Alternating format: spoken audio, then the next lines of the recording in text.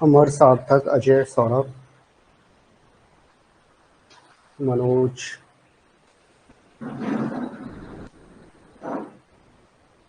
चल हम डीकम्पोजिशन पढ़ रहे थे।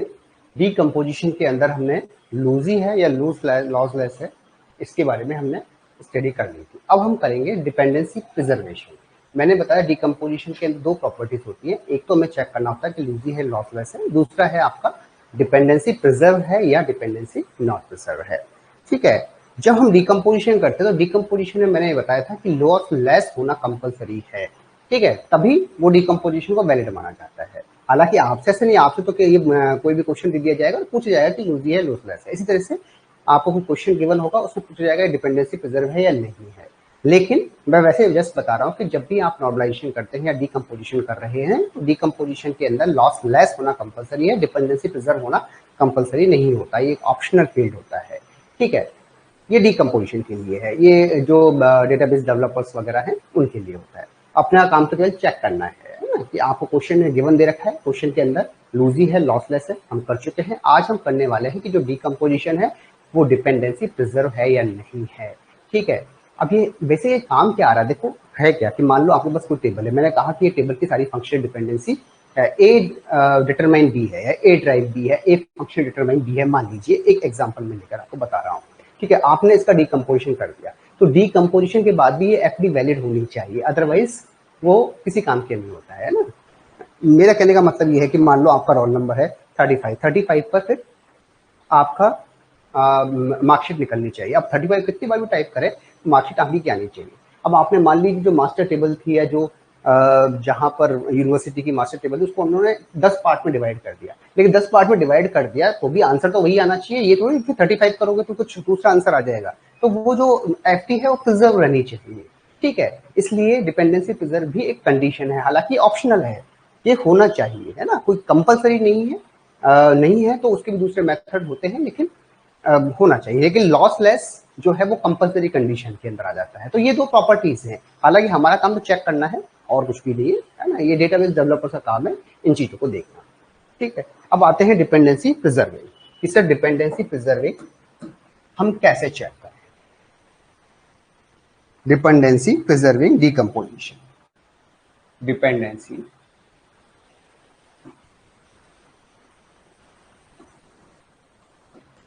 प्रिजर्विंग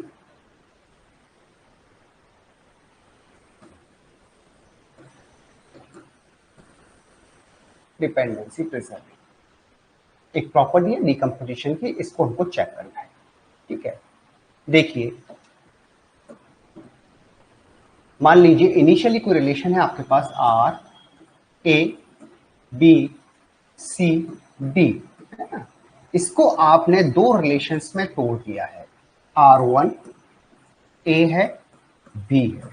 ठीक है, ये है R2, ये है आपका बी सी और डी, कुछ ऐसे आप इसको ब्रैकेट करते हो, केवल समझिए अभी। अब मैं आपसे कह रहा हूं कि डिपेंडेंसी प्रिजर्विंग क्या कह रहा है। डिपेंडेंसी प्रिजर्विंग ये कह रहा है कि सर इन दोनों की जो एफडी का यूनियन है वो इस एफडी के बराबर आना चाहिए। ठीक है, तब तो हम ये कहेंगे कि ये डिपेंडेंसी प्रिजर्व है, अदरवाइज ये डिपेंडेंसी प्रिजर्व नहीं है।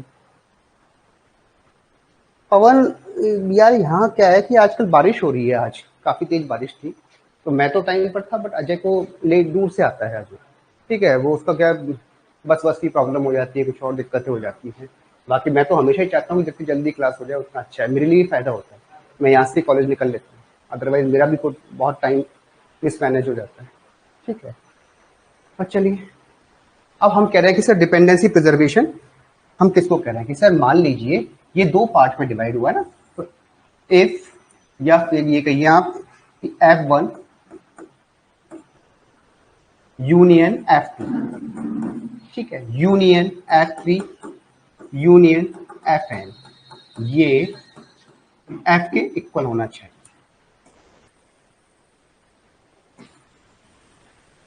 ठीक है, मतलब इसकी जो फंक्शनल डिपेंडेंसी है, F का मतलब यहां है फंक्शनल डिपेंडेंसी, फंक्शनल डिपेंडेंसी इस R1 की, F1 से मतलब इस R1 जितने पार्ट्स में आपने उसको डिवाइड किया है उसकी फंक्शनल डिपेंडेंसी, यूनियन दिस की फंक्शनल डिपेंडेंसी। मान लो तीसरे रिलेशन में अगर आपने इसको डिकम्पोज किया हो तो उसकी functional dependency, and so on, जितने भी रिलेशन में आप उसको ब्रेक कर रहे हैं उन फंक्शनल डिपेंडेंसी का यूनियन इसकी फंक्शनल डिपेंडेंसी के इक्वल होना चाहिए।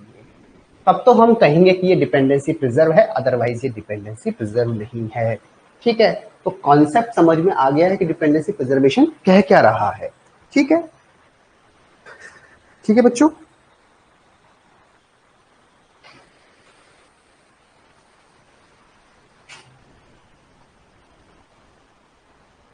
बात समझ में आई है नहीं है ये बता दीजिए। अब इसी को मैं लिखवा देता हूं, फिर हम क्वेश्चन करेंगे। अगर आपको नोट्स फॉर्म में लिखना है तो उसको लिख लो, बोली कोई आवश्यकता नहीं है, लेकिन कॉन्सेप्चुअली याद रखना होता है। और ठीक है, आप लिख लो एक बार, late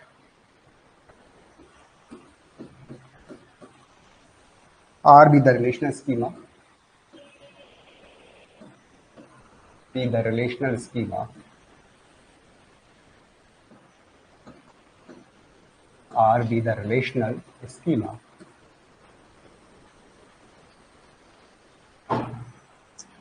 with FD set,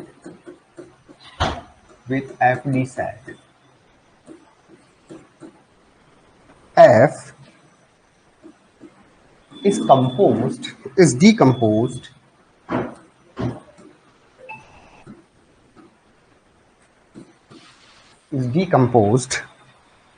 into subrelation। जो मैंने बोला है इसको केवल लिखा दिया है ना, ताकि नोट फॉर्म में मिल जाए। into subrelation R1 R2 R3 and so on with FD set, with FD set F1 F2 F3 and Fn respectively।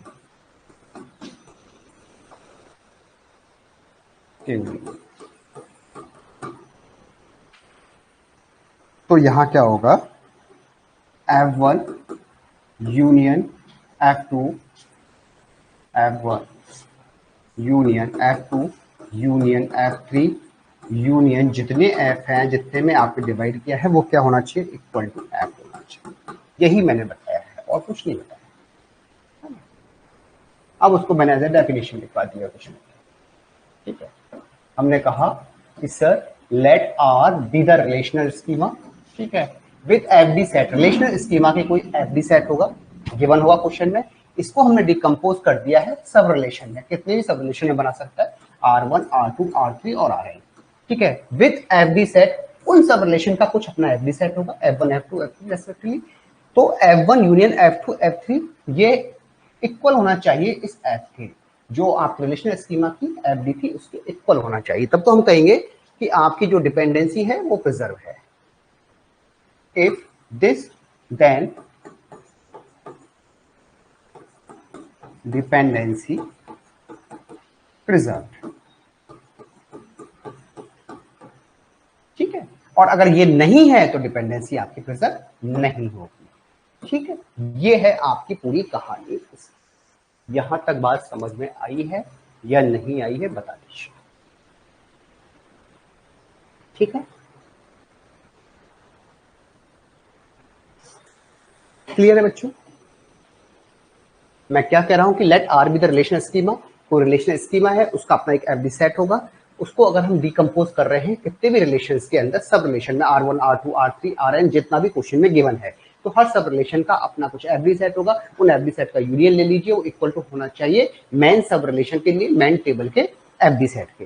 तब तो आपका हो रहा है। अदरवाइज नहीं हो रहा है। अब क्वेश्चन से इसको समझते हैं। ठीक है, ये तो समझ में आ गई कहानी, लेकिन हमें क्वेश्चन से समझना है, क्योंकि जब क्वेश्चन करते हैं तब हमें इस चीज का एग्जैक्ट मतलब समझ में आता है कि हम क्वेश्चन कैसे सॉल्व करें। ठीक है, डेफिनेशन तो किताबों में लिखी रहती है। अब आ जाइए हम क्वेश्चन करके देखते हैं। सर हमने कहा एक क्वेश्चन लेते हैं कि मान लीजिए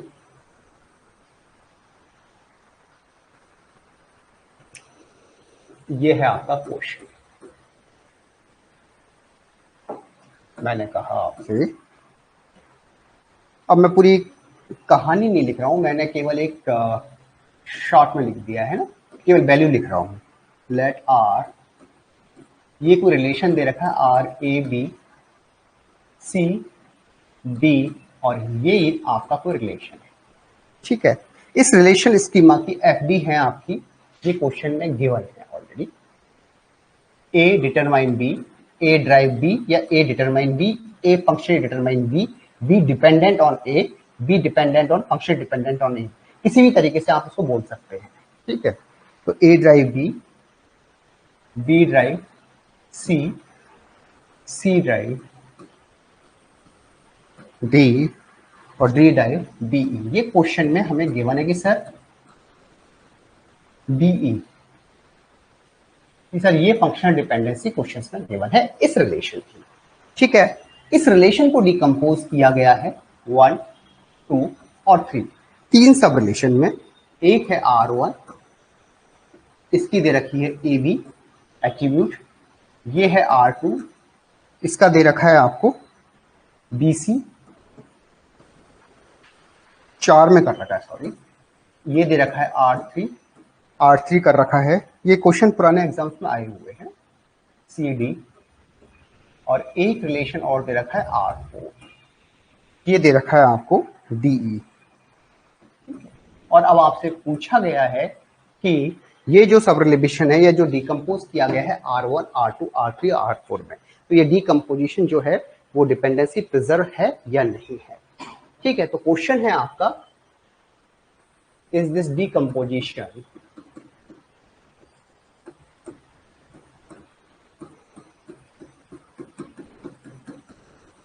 is this decomposition dependency preserved or not? Preserved or not? ये हमको प्रूव करना है। ठीक है, बात क्लियर है, क्वेश्चन समझ में आ गया है। आपको रिलेशन स्कीमा दे रखा होगा, डिकम्पोज टेबल्स दे रखी होगी, R1, R2, R3, R4, इसकी फंक्शनल डिपेंडेंसी दे रखी होगी, और ये हमको प्रूव करना है। ठीक है, अब क्वेश्चन को ढंग से समझिए। क्वेश्चन क्या कहता है सर, इसकी फंक्शनल डिपेंडेंसी जितना भी डिकम्पोज है उनकी फंक्शनल डिपेंडेंसी का यूनियन उस फंक्शनल डिपेंडेंसी के इक्वल होना चाहिए। ठीक है, इसकी फंक्शनल डिपेंडेंसी के इक्वल। अब इनकी फंक्शनल डिपेंडेंसी क्या है? ठीक है, अब देखो निकालने का पूरा तरीका मैं बता रहा हूं, उसको आप ध्यान से देखिए, नहीं तो गलती कर जाओगे। सबसे पहले तो आप ऐसा करें क्वेश्चन को सॉल्व करने के लिए कि जो भी आपके पास एट्रीब्यूट दे रखे हैं ना, ये वाले जितने भी एट्रीब्यूट दे रखे हैं, इनका आप क्लोजर ले लीजिए इस फंक्शन डिपेंडेंसी में। सबसे पहला काम क्या कर रहे हैं स्टेप 1 के अंदर, ये कोई स्टेप नहीं है, ये क्या समझाने का तरीका है ना। मैंने ये सब किया कि ये भी जो भी इससे कैलकुलेशन आसान हो जाएगी आपकी। मैंने कहा कि सर इसमें जितने भी एट्रीब्यूट हैं सिंगल वन के हिसाब से, केवल सिंगल के हिसाब से आप ले लीजिए। ए का क्लोजर ले लो, बी का क्लोजर ले लो, सी का क्लोजर ले लो, क्योंकि अभी हमें सिंगल की रिक्वायरमेंट पड़ने वाली है इसलिए मैं इसी को ले रहा हूँ। डी का क्लोजर ले लो और ई का क्लोजर। ये क्यों ले रहे हैं ये बताऊंगा, है ना। फंक्शनल डिपेंडेंसी हमको ये दे रखी है, ठीक है, इनको बेस मान के इनका मैंने क्लोजर लिया। तो इसका क्या आया सर, ए का बी आ गया है, ए से बी ड्राइव हो रहा है, बी से सी हो रहा है, सी से डी हो रहा है, डी से ई और बी हो रहा है। ठीक है, बी का क्लोजर लीजिए, बी का क्लोजर लेगा तो बी से आपका सी हो गया, सी से डी हो गया है, डी से ई हो गया है। ठीक है, क्लियर है ये वाला। सी का क्लोजर लीजिए, क्लोजर लेना तो जानते हैं ना, सी डी ई से ई बी। ठीक है, ये आपका क्लोजर हो गया। इसी तरह से डी का डी हो गया है, ई बी हो गया है, बी से सी हो गया है, डी बी ई सी, डी बी ई और सी। और ई से क्या होगा सर, ई से ई ही हो जाएगा। ठीक है, ये हमने क्लोजर ले लिया है सर जी, ये हमने क्लोजर लिया है। ठीक है, ये हमारी हेल्प करेगा आगे। ठीक है, अब देखिए होना क्या है, इनकी फंक्शनल डिपेंडेंसी इनकी इक्वल होनी चाहिए, यही तो पूछा है उसने। लेकिन अब इनकी फंक्शनल डिपेंडेंसी कैसे निकालेंगे भाई, फंक्शनल डिपेंडेंसी तो हमको दे ही नहीं रखी, हमको तो इक्वल टेबल में ए बी एट्रीब्यूट दे रखा है, ये एट्रीब्यूट दे रखा है। और जब भी हम फंक्शनल डिपेंडेंसी की बात कर रहे हैं ना यहाँ पर एवरेज प्रिजर्विंग के अंदर, तो हम नॉन ट्रिवल फंक्शनल डिपेंडेंसी की बात, नॉन ट्रिवल हैप्पीज की, क्योंकि ट्रिवल तो हमेशा तक वो होती है वैलिड, उसको कोई दिक्कत नहीं है ना। अब आप ऐसा कीजिए, हमारे पास 4 टेबल हैं, एक टेबल है R1, इसके एट्रीब्यूट है AB, इनको आप ऐसा करो एक टेबल फॉर्म में लिखो। ठीक है, इनका अपना एक डोमेन है, ये वाला डोमेन। ठीक है, R2 है, इसका डोमेन है BC, R3 है, ये है CD, और R4 है, ये है DE। इस तरीके से हमने इनको लिखा है। ठीक है, मैं इनकी कह रहा हूं कि मुझे अब इनकी फंक्शनल डिपेंडेंसी निकालनी है, non trivial functional dependency. BCD क्यों आएगा, बीसीडी किसके अंदर, किसके अंदर आएगा बीसीडी,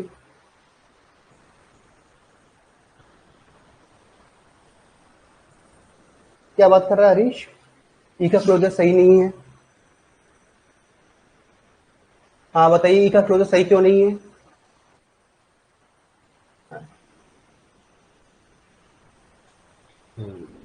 इतनी जल्दी मत किया करो, पहले देख लिया करो, है ना, उसके बाद ही बोला।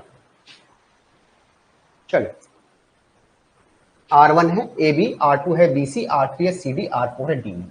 ठीक है, ये हमें क्वेश्चन में गिवन है, ये वाली ध्यान से देखिएगा, है ना, पूरा मेथड। मैंने कहा है कि इनकी फंक्शन डिपेंडेंसी इनकी इक्वल होनी चाहिए। ठीक है, अब फंक्शन डिपेंडेंसी है कहाँ, क्वेश्चन में तो गिवन ही नहीं है हमारे पास, तो फंक्शन डिपेंडेंसी हम ड्राइव करेंगे। ठीक है, अब मुझे बताइए कि सर AB है, इस AB से कौन कौन सी फंक्शनल डिपेंडेंसी बन सकती है, या तो A ड्राइव B बन सकता है या B ड्राइव A बन सकता है। हम बात कर रहे हैं नॉन ट्रिवल फंक्शनल डिपेंडेंसी, है ना, या तो A ड्राइव B बन सकता है या B ड्राइव A बन सकता है।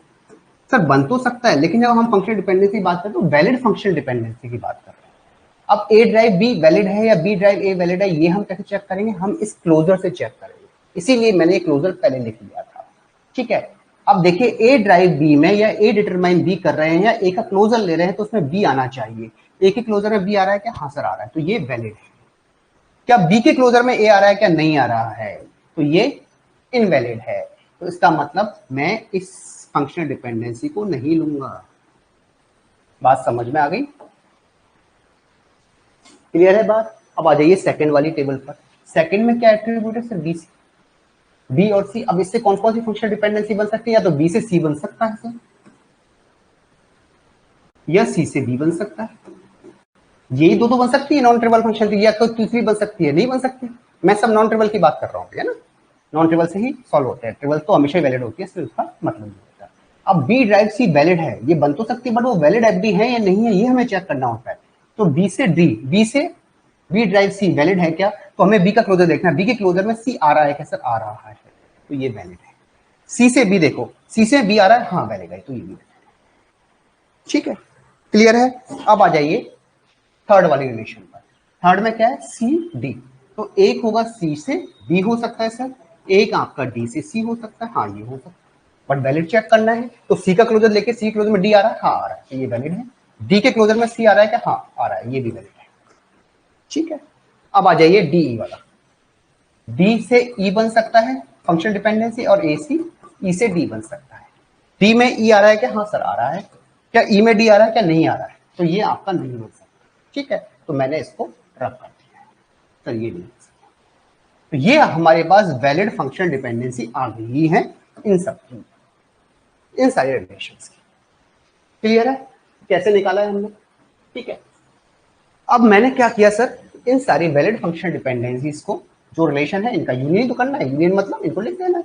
अब कौन कौन सी वैलिड निकल के आई सर, ए ड्राइव बी निकल के आया है, बी ड्राइव सी निकल के आया है, सी ड्राइव बी निकल के आया है, सी ड्राइव डी निकल के आया है, डी ड्राइव सी निकल के आया है, और डी ड्राइव ई।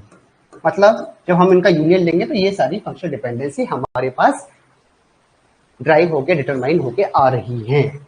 ठीक है, अब ये मैंने कहा कि सर ये इसके इक्विवेलेंट होनी चाहिए। अब हमें क्या करना है सर, हमें ये चेक करना है कि ये आपस में इक्विवेलेंट है या नहीं है।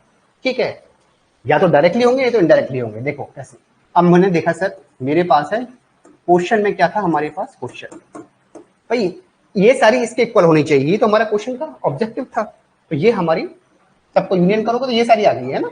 अब देखिए आप, बी से सी हो गया, सी से डी हो गया है आपका, सी से डी हो चुका है और डी से ई बी हो चुका है। अब देखो ठीक है, ए बी जो है ये वाली और ये वाली ये आ चुकी है। ठीक है, बी से सी मैंने इक्वल चेक करा ना, ये भी है, हाँ सर ये भी है। सी से डी, सी से डी यहां पर भी है, यहां पर भी है। अब लास्ट में हमारे पास ये फंक्शन डिपेंडेंसी बचती है डी से ई बी, और यहां दे रखा है डी से सी और डी से ई। ठीक है, डी से ई दे रखा है और सी से बी दे रखा है और बी से सी दे रखा है। ठीक है, अब हमें ये देखना है सर कि ये डी से ई बी है। अब ये डायरेक्टली तो हमको दिखाई नहीं दे रही है, पर इनडायरेक्टली हो सकती है। हाँ सर हो सकती है। कैसे, देखो हमारे पास इसको मैं यहां लिख देता हूं क्या, नहीं तो दिक्कत आएगी यार, यहां लिख देते हैं फिर आपको। अब आपके पास डी से ई बी है ना, ई बी, इसको मैं क्या ऐसे लिख सकता हूं क्या, डी से ई और डी से बी, ये लिखा जा सकता है क्या भाई? आपका डिकम्पोजिशन वाली जो आर्मस्ट्रांग प्रॉपर्टी थी उसमें था डी से ई लिख दो और डी से बी लिख दो, दोनों को मिला के डी से ई भी हो सकता है। अब आया डी से ई, डी से ई है क्या, हाँ सर डी से ई भी हो गया है। अब लास्ट में हमारे पास बचा है केवल डी से बी वाला, जो चेक करना है हमें कि सर मैंने इसको दो पार्ट में तोड़ दिया है, एक तो डी से ई में तोड़ दिया, एक डी से बी में तोड़ दिया। डी से ई है वो चेक हो गया है। अब लास्ट में हमारे पास बचता है केवल डी से बी, ये जो डी से बी है ना ये चेक करना है। ठीक है, अब यहां देखिए डी से बी है ना, इनमें से कहीं से निकल रहा है क्या डी से बी? आप ये चेक करें, डायरेक्टली नहीं निकल रहा लेकिन इनडायरेक्टली तो निकल सकता है। डी से बी,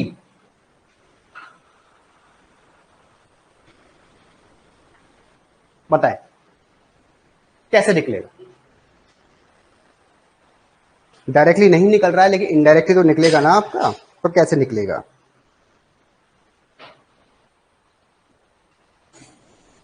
हमको निकालना है लास्ट डी से बी निकालना है। डी से बी क्या, जो आपकी रिजल्टेंट एफडीज आई हैं उसमें डी से बी का कुछ सोर्स निकल रहा है क्या, बताइए आप? यस, डी टू सी और सी टू बी, डी टू सी और सी टू बी। देखो डी टू सी यही मैं देख कह रहा था आपसे ना भाई, हमने डायरेक्टली नहीं दे रखा लेकिन हमको ये दे रखा डी टू सी और सी टू बी। मैंने कहा सर डी टू सी दे रखा है और सी टू बी दे रखा है ना, तो ये क्या ट्रांजिटिव प्रॉपर्टी नहीं है क्या? ट्रांजिटिव प्रॉपर्टी, ठीक है। D to C C to B, तो हम क्या इसको ये लिख सकते हैं कि सर डी टू बी लिख सकते हैं? हाँ लिख सकते हैं, बस तो आपका ये भी ड्राइव हो जाएगा उस केस के अंदर। ठीक है, तो कहने का मतलब है कि इन फंक्शनल डिपेंडेंसी से F1 union F2 union F3 से ये सब ड्राइव हो रही है। ठीक है, दोनों आपस में इक्वल है। ठीक है, तो ये क्या है, डिपेंडेंसी प्रिजर्व है। तो इसका क्या आंसर आया sir? It is dependency preserve,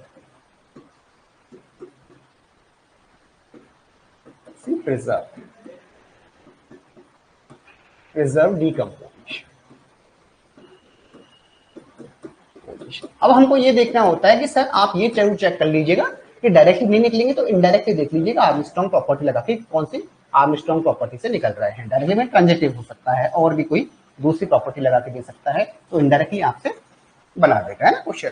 तो वो आप चेक कर लीजिएगा, अगर डायरेक्टली नहीं निकलेगा तो इनडायरेक्टली आपका निकलेगा ही निकलेगा। मैं ये नहीं हमेशा निकलेगा, अगर नहीं निकलेगा तो वो डिपेंडेंसी प्रिजर्व नहीं होगा उस केस में, है ना। तो आप ये चेक कीजिएगा कि निकल रहा है नहीं निकल रहा है। जब आप कंफर्म हो जाए कि नहीं निकल रहा है तो फिर ये डिपेंडेंसी नॉन प्रिजर्व हो जाएगा, तो डिपेंडेंसी प्रिजर्विंग नहीं होगा। अब ये समझ में आया है या नहीं आया, पहले तो ये बता दीजिए।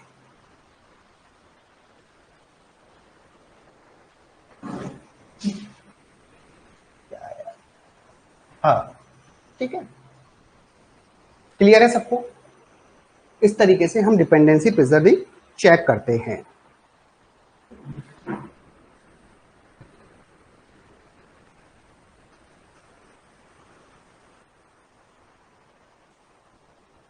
ठीक है बच्चों, क्लियर है सबको?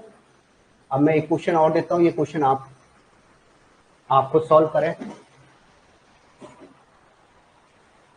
Question number second, question number second, relation दे रखा है आपको,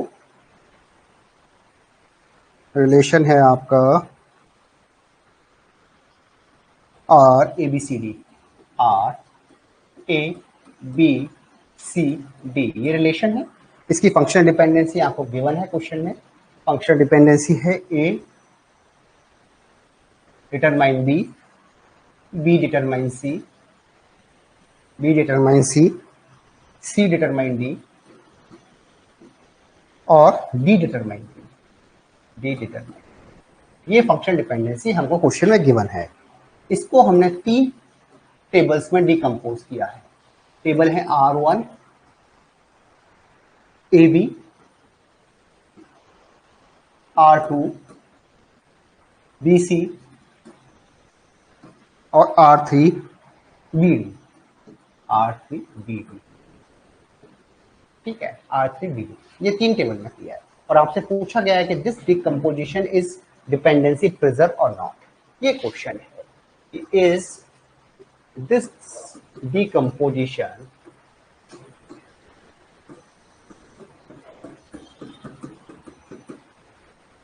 dependency preserved or not, preserved or not, ये आपसे पूछा गया है, इसको आपको निकालना है। ठीक है, सबसे पहले क्या करना, स्टेप 1 के अंदर पहले आप सबका क्लोजर ले लेना, क्योंकि हेल्प मिलेगी आपको फाइंड आउट करने में ये वैलिड है या नहीं है। ए बी सी डी इनका क्लोजर ले लीजिए। ए का क्लोजर मुझे बताइए, आंसर बताइए आप। बी का क्लोजर सॉल्व करें खुद, सी का क्लोजर और डी का क्लोजर, ये क्लोजर आप ले लीजिए। फिर इनकी कौन कौन सी वैलिड एफ डीज है नॉन ट्रिबल, वो फाइंड आउट कीजिए और उसके बाद आप देखिए कि डिपेंडेंसी प्रिजर्व है या नहीं है। निकालो।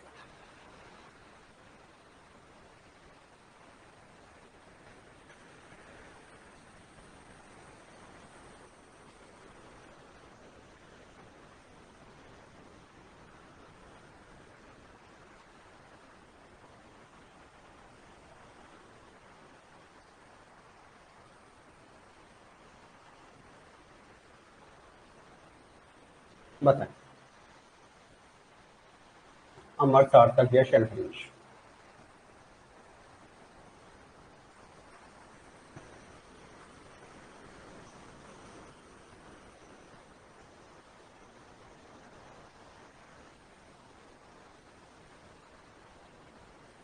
प्रिजर्व है, ठीक है, राइट। मैंने क्या किया सर, मैंने सबसे पहले इनका क्लोजर ले लिया। मैंने क्या किया सर, इनका क्लोजर ले लिया सबसे पहले। इसका क्लोजर लेने पर क्या आया सर, मैं डायरेक्ट वैल्यू लिख रहा हूं, आप देख लेना। ठीक है, अब ए से बी हो गया, बी से सी हो गया, ए बी सी डी। ठीक है, इसका क्लोजर क्या हो गया है, B C D, B C D. ठीक है, सी का क्लोजर क्या है, C D B, C D B. ठीक है, और डी का क्लोजर क्या है, डी बी सी, डी का क्लोजर डी बी सी। ठीक है, सबसे पहले हमने क्लोजर ले लिया। क्लोजर क्यों लिया है, वैलिड इनवैलिड चेक करने के लिए, है ना। रिलेशन क्या है हमारे पास, R1 AB। ठीक है, हम इसी डोमेन में काम कर रहे हैं तो इसी डोमेन में काम करना है। R2 क्या है हमारे पास, क्वेश्चन में क्या था, BC था ना, हाँ BC, ये B और C। R2 है हमारे पास B और C। R3 है हमारे पास B और D। ठीक है, अब इसमें कौन कौन सी हो सकती है सर, एक तो AB हो सकता है और एक आपका BA हो सकता है। लेकिन हो तब सकता है जब हमें चेक करना पड़ेगा कि ये वैलिड है या इनवैलिड है। ए से बी आ रहा है क्या सर, हाँ आ तो रहा है। बी से ए आ रहा है क्या, नहीं आ रहा, तो ये आपका नहीं होगा। ठीक है, ये नहीं है, इसको आप हटा दीजिएगा, है ना। अब इसमें से क्या हो सकता है सर, बी से सी हो सकता है, या सी से बी हो सकता है, हो तो सकता है, बट वैलिड चेक करना होता है हमें, वैलिड नॉन ट्रिवल। तो बी से सी है आपका, बी से सी है, यस ये हो सकता है। सी से बी है क्या, हाँ ये भी हो सकता है। इसमें क्या होगा सर, बी से बी होगा और डी से बी हो सकता है। बी से डी में आ रहा है कि डी, यस आ रहा है, तो ये वैलिड है। डी से बी में आ रहा है ना, यस ये आ रहा है, वैलिड। ठीक है, तो ये सारी वैलिड है। अब ये इनवैलिड है, इसको हटा देना, तो कोई काम ही नहीं है, तो इनवैलिड है।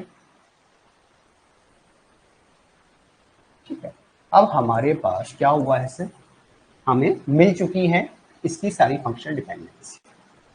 अब इसका कंपैरिजन कराना है ओरिजिनल, ओरिजिनल से बराबर आ रही है नहीं आ रही, देखो इसमें टोटल एफडी क्या आ रही है, A drive B, B drive C, C drive D, B drive D और डी ड्राइव बी।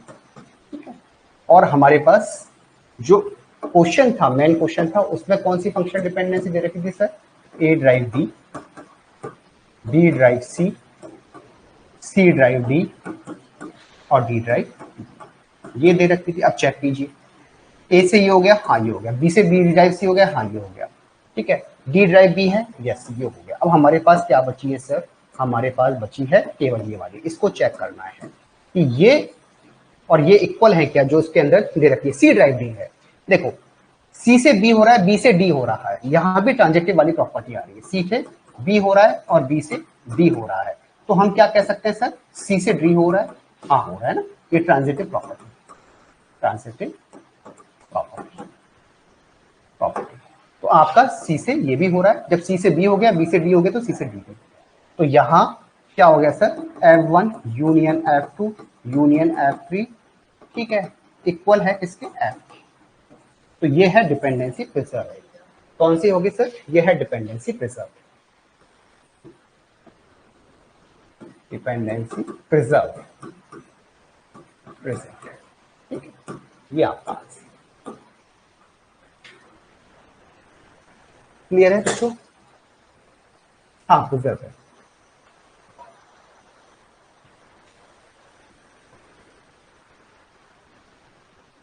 क्लियर है, किसी को कोई डाउट है तो बता दीजिए इसमें, बस ऐसे ही हम डिपेंडेंसी प्रिजर्व निकालते हैं।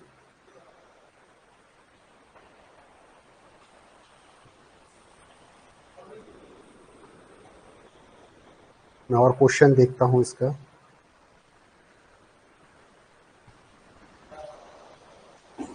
अब क्वेश्चन आप कीजिए, ये पुराने एग्जाम्स में आए हुए क्वेश्चन हैं। क्वेश्चन ये पूछा गया है आपका, किसी एग्जाम्स का है ये, इसका है ये, पता नहीं शायद इसरो का है, लिखा हुआ ईयर नहीं लिखा हुआ है, इसरो 2018 है। खैर चलो उससे मतलब नहीं है, अपने को तो क्वेश्चन सॉल्व करना है। Consider a schema, consider a schema, consider a schema R A B C D, ये स्कीमा है, and functional dependency, and functional dependency, functional dependency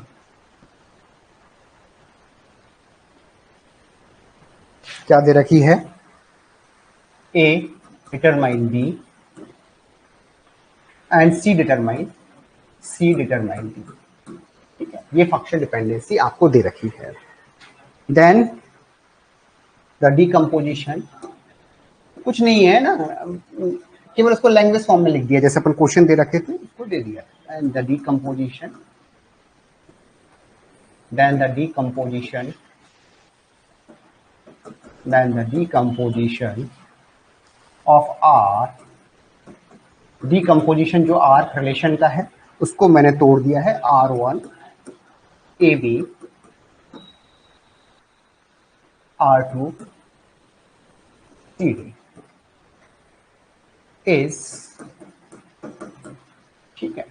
अब ये क्या है, ये डिपेंडेंसी प्रिजर्व है और लॉसलेस है। डिपेंडेंसी प्रिजर्व मैं शॉर्ट में लिख रहा हूं, डीपी है, एंड लॉसलेस ज्वाइन है, ठीक है। दूसरा है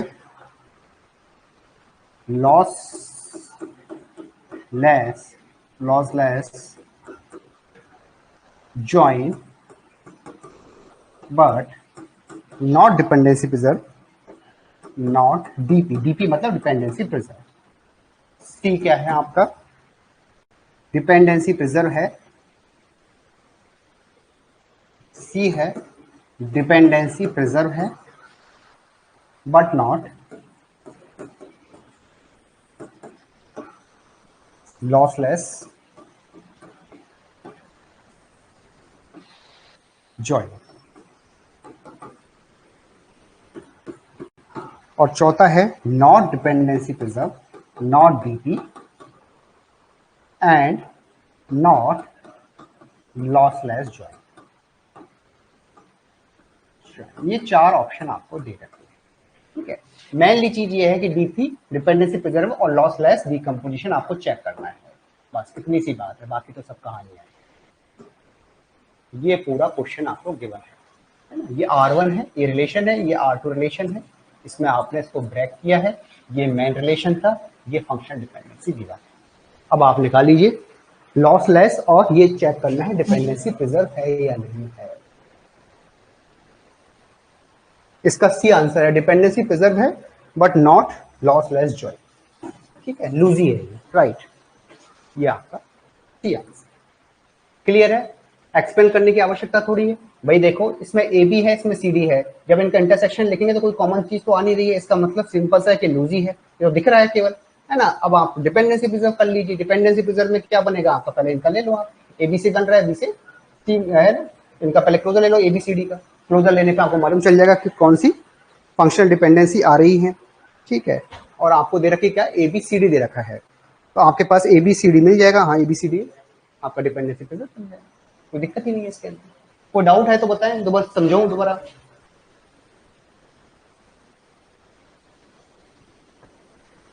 किसी का कोई डाउट है तो समझाऊं, अदरवाइज आगे बढ़े।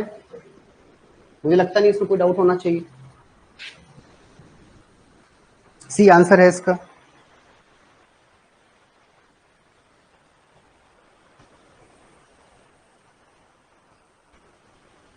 ठीक है, नेक्स्ट क्वेश्चन।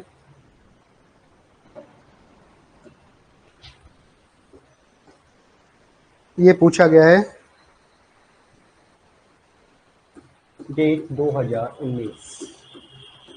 अब मैं पूरी कहानी नहीं लिखूंगा, मैं केवल डायरेक्टली लिख रहा हूं। Relation R A B C D, ये रिलेशन मैं गिवन है ए बी सी डी, ठीक है। ये स्कीमा है, इसकी फंक्शनल डिपेंडेंसी हमको दे रखी है। सिर्फ functional dependency A drive B, B drive C, C drive D और डी ड्राइव बी, ठीक है। ये आपको फंक्शनल डिपेंडेंसी गिवन है क्वेश्चन। इसको डिकम्पोज किया गया है सर, इसको डिकम्पोज किया गया है R1 ए बी के अंदर, R2 रिलेशन बना के दिया है बी सी और R3, ठीक है। ये दे रखा है बी डी। और अब आपको चेक करना है कि ये सारा जो डिकम्पोजिशन है वो लॉसलेस है या नहीं है, डिपेंडेंसी प्रिजर्व है या नहीं है, ठीक है। आपको ऑप्शन दे रखे हैं, एक lossless join and dependency preserve and DP, DP dependency preserve, ठीक है। लॉसलेस जॉइन तो है पर डिपेंडेंसी प्रिजर्व नहीं है। Lossless join but not DP, DP का मतलब डिपेंडेंसी प्रिजर्व, डिपेंडेंसी प्रिजर्व नहीं है। शॉर्ट में लिख दिया है मैंने, not lossless, not lossless join but dependency preserve DP। और डी आपको ऑप्शन दे रखा है नॉट लॉसलेस जॉइन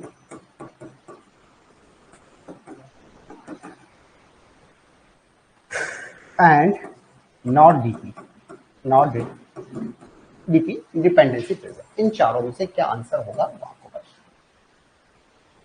निकालिए।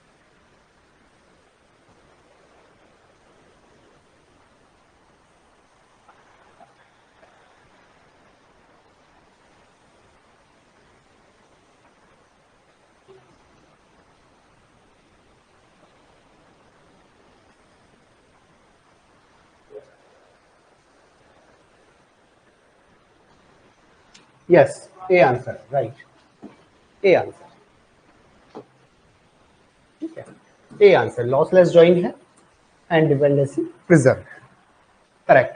ठीक है, इस तरीके से क्वेश्चन आपके बन के आएंगे, है ना। कोई भी रिलेशन दे रखा होगा, उसका सब डिवीजन दे रखा होगा, डिकम्पोजिशन दे रखा होगा, और आपसे पूछा जाएगा लॉजी है, लॉसलेस है, या फिर डिपेंडेंसी प्रिजर्व है, डिपेंडेंसी प्रिजर्व नहीं है।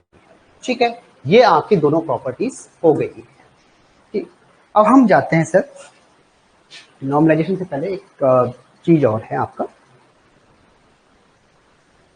हाँ डिपेंडेंसी प्रिजर्व, ठीक है, ये हो गया आपका। अब एक चीज और आती है, कभी कभी ये पूछ लेते हैं, मोस्टली तो नहीं, कि आपको कोई भी रिलेशन दे रखा है, ठीक है, और आपसे ये पूछी जाएगी इसमें टोटल वैलिड एफडी कितनी है। टोटल एफडी से मतलब टोटल वैलिड एफडी कितनी है ना। ये तो हो गया काम, इसका तो डिपेंडेंसी प्रिजर्व का हो गया, है ना। अब एक नया टॉपिक है ये वाला, कि सर मैंने आपसे ये कहा कि आपको कोई भी रिलेशन दे रखा है, sir R B B C D कुछ भी आपको रिलेशन दे दिया है, और आपसे ये कहा गया है कि इसमें टोटल एफडीज कितनी बनी है। टोटल एफडी से मतलब टोटल वैलिड एफडी से मतलब इसमें ट्रिबल नॉन ट्रिबल दोनों आ जाती है। फॉर एग्जाम्पल,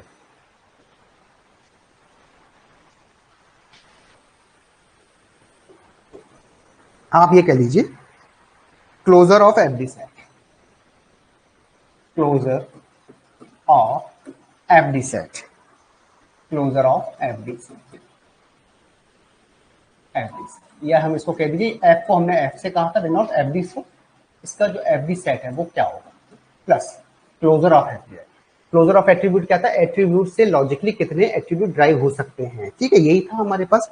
भाई जब हम एट्रीब्यूट का क्लोजर निकाल रहे थे, तो हमने ये कहा था कि जब हम उस एट्रीब्यूट का क्लोजर ले रहे थे, तो कितने पॉसिबल एट्रीब्यूट लॉजिकली ड्राइव होके आ रहे थे, यही क्लोजर का एट्रीब्यूट था।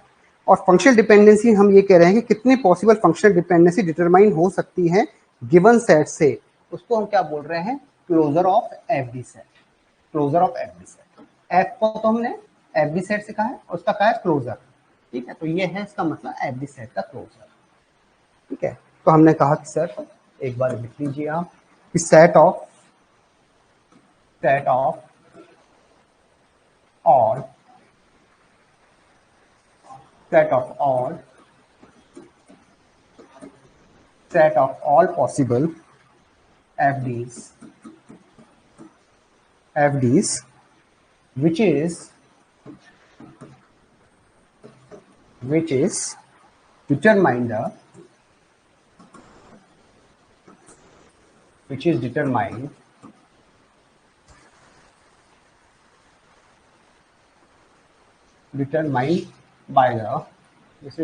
by the given FDs, by the given FDs, मतलब जो भी एफडी का आप क्लोजर ले रहे हैं ना, इसका एफ क्लोजर के अंदर जो भी गिवन एफडीज है, उससे कितने सेट ऑफ पॉसिबल एफडीज निकल सकते हैं, is called closure of FD set, closure of FD set, ठीक है। जैसे हम एट्रीब्यूट का ले रहे थे, सेम एफडी का लेना है, ठीक है। तो हमने कहा क्लोजर ऑफ एफडी सेट का है एफ का क्लोजर, एफ का क्लोजर मतलब ये तो सेट ऑफ एफडीज का, तो इसका क्लोजर लेंगे तो हम कहा set of possible FDs which is determined by the given FDs, given FD से कितनी डिटरमाइन होके आ रही है एफडीज, ठीक है। वहां एट्रीब्यूट आ रहे थे, यहाँ कितनी एफडी डिटरमाइन होके आ रही है, उनको हम बोलते हैं क्लोजर ऑफ एफडीज, ठीक है। या फिर हम शॉर्ट शब्द में ये कहें आपसे कि जो भी आपको क्वेश्चन में गिवन है, उससे पॉसिबल वैलिड एफडीज कितनी निकल सकती हैं, ड्राइव होके आ सकती है, डिटरमाइन होके आ सकती है, वो ये पूछ रहा है, ठीक है। तो हमने कहा कि सर जब हमें पॉसिबल वैलिड एफडीज निकालनी है और हमें कुछ दे नहीं रखा है, ठीक है, तो क्लोजर ऑफ एफडी सेट मतलब total valid FDs, closure of FD set, closure of FD set, F का क्लोजर, ये दो पॉसिबल हो सकती हैं कंडीशन। एक तो है केस वन है when no FD is given, when one by one लेंगे, चिंता मत करो, व्हेन एक बार लिख लो इन चीजों को नॉन, ताकि नोट्स फॉर्म में समझने के लिए आपके लिए आसानी हो। when no FD set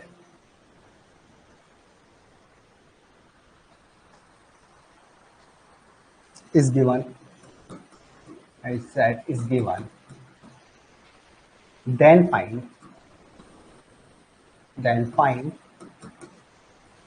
F closure. F closure मतलब एफडी सेट का क्लोजर, टोटल एफडी कितनी बनेगी वैलिड। और दूसरी कंडीशन है, दूसरा केस है व्हेन एफडी सेट, कोई भी एफडी सेट गिवन है, when FD set is given then find F plus. ठीक है, ये हमारी सिचुएशन है। अब ध्यान से देखिएगा, है नहीं तो गलती कर जाओगे।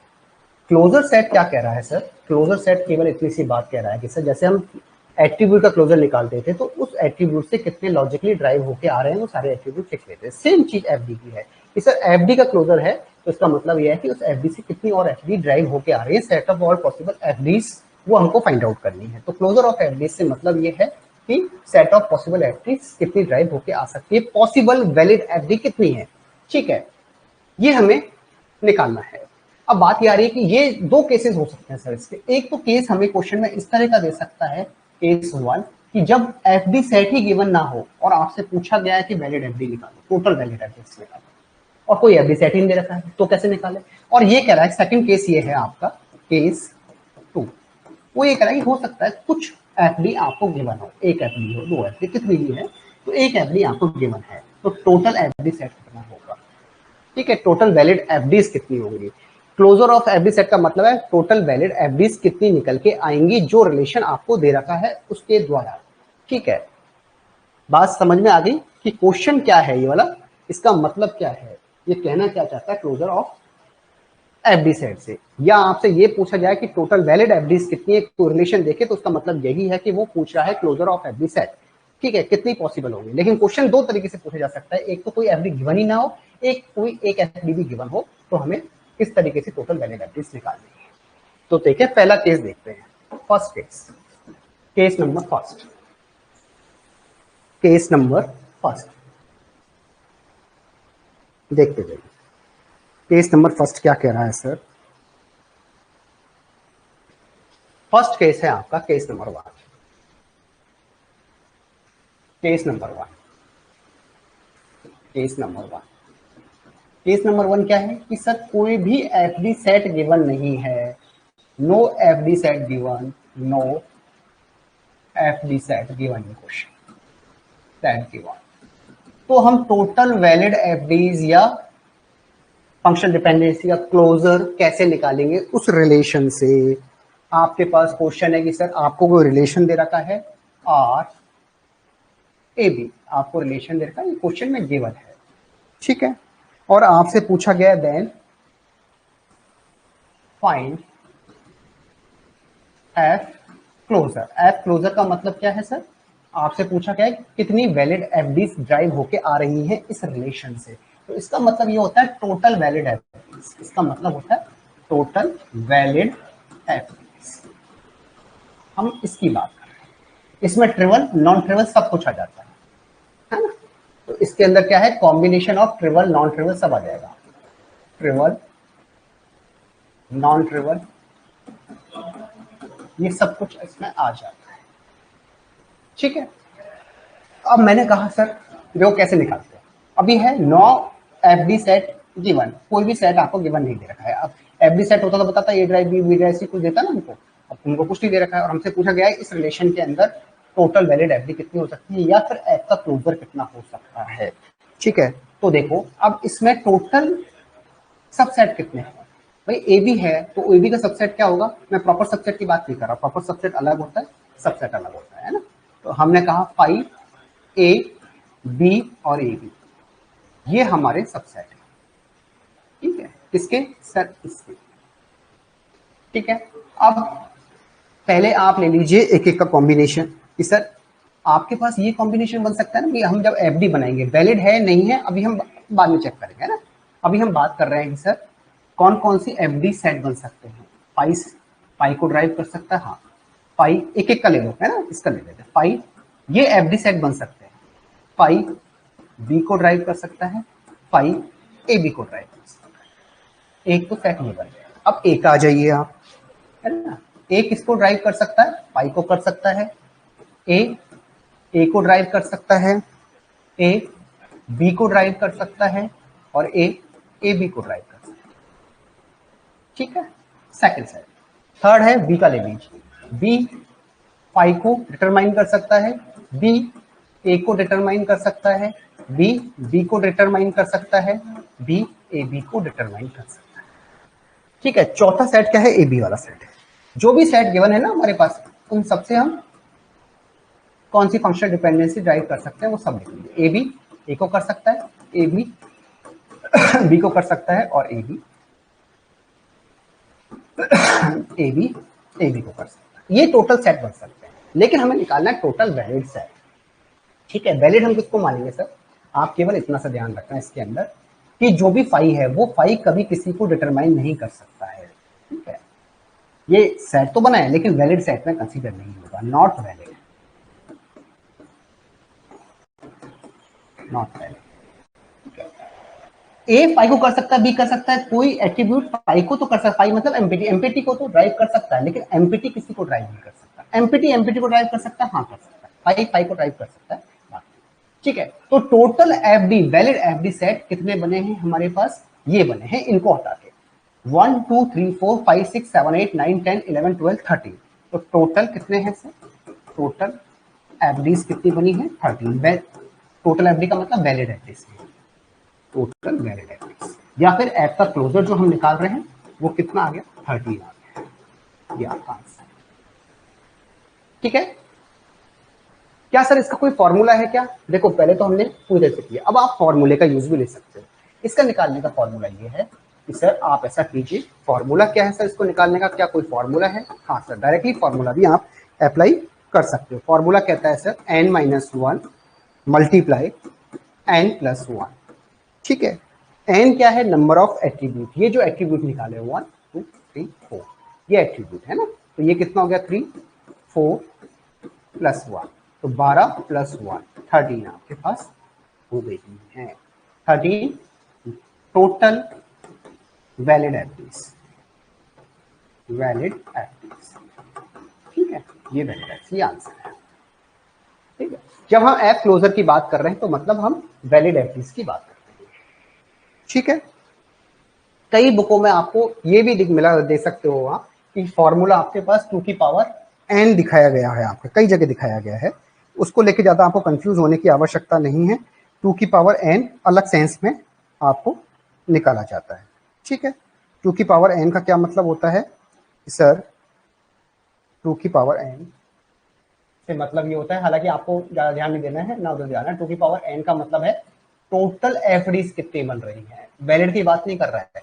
और इसमें क्या है, ये एट्रीब्यूट लिए जाते हैं, मतलब 2 की पावर 2n है शायद, हाँ 2n, सॉरी 2 की पावर 2n। जब हम 2 की पावर 2n करेंगे तो 2 इंटू 2 कितना हो गया 4, तो 2 की पावर 4, 2 4 8 16, 16 टोटल एफडी बनेंगे। ठीक है, देखो 4 4 8 12 और 16 टोटल एफडी तो बनेंगी 16, लेकिन हम बात कर रहे हैं जब क्लोजर की बात कर रहे हैं तो वैलिड एफडीज की बात कर रहे हैं, तो वैलिड एफडीज कितनी होंगी 13 होंगी।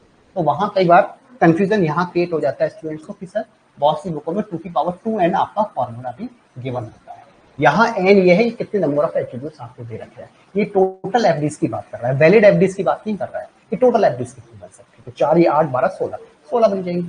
लेकिन हम जब क्लोजर की बात कर रहे हैं तो वहां हम टोटल वैलिड एफडीज की बात कर रहे हैं, तो आपको ये वाला फॉर्मूला लगना वैलिड एफडी, और यहाँ n ये है कि जो सबसेट बना रहे हो ना उसका n है, कितने सबसेट बन रहे हैं 1 2 3 4, तो यहाँ ये 4 सबसेट है। ठीक है, तो उसको लेके कंफ्यूज होने की आवश्यकता नहीं है। क्लियर है सबको, टोटल वैलिड एफडीज और टोटल एफडीज। ठीक है, इसमें कंफ्यूजन मत रखना, जब क्लोजर की बात कर रहे हैं तो टोटल एफडी का मतलब है टोटल वैलिड एफडीज। ठीक है,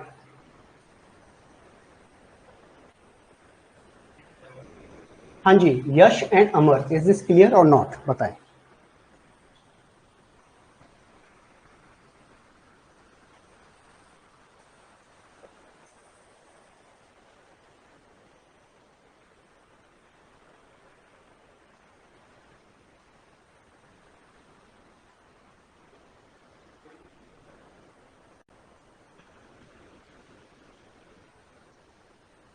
ठीक है। अब मैं आपको दूसरा क्वेश्चन देता हूँ कि सर मैंने आपको एक रिलेशन बना के दिया, केस 1 का ही चल रहा है अपना, केस 1 का ही सेकंड क्वेश्चन मैंने आपको सेम तरीका अप्लाई करना है। आपके पास रिलेशन दे रखा है आर ए बी सी और निकालना है आपको एफ का क्लोजर, क्लोजर मतलब एफ डी का क्लोजर, या आप ये कह दीजिए कि टोटल एफ डीज कितनी ड्राइव होके आएगी। टोटल एफ डीज का मतलब यहाँ क्या है सर, वैलिड एफ डीज है, वैलिड एफ डीज, ठीक है, जो वैलिड हो सकती है ना उन एफ डीज से, ठीक है। अब आप इसके कितने सबसेट बन सकते हैं सर, पहले सबसेट बना लीजिए ए फाई ए बी सी। अब दो के ही बन सकते हैं, हाँ सर बन सकते हैं, ए बी बन सकता है, एक ए सी बन सकता है, एक बी सी बन सकता है, एक ए बी सी बन सकता है।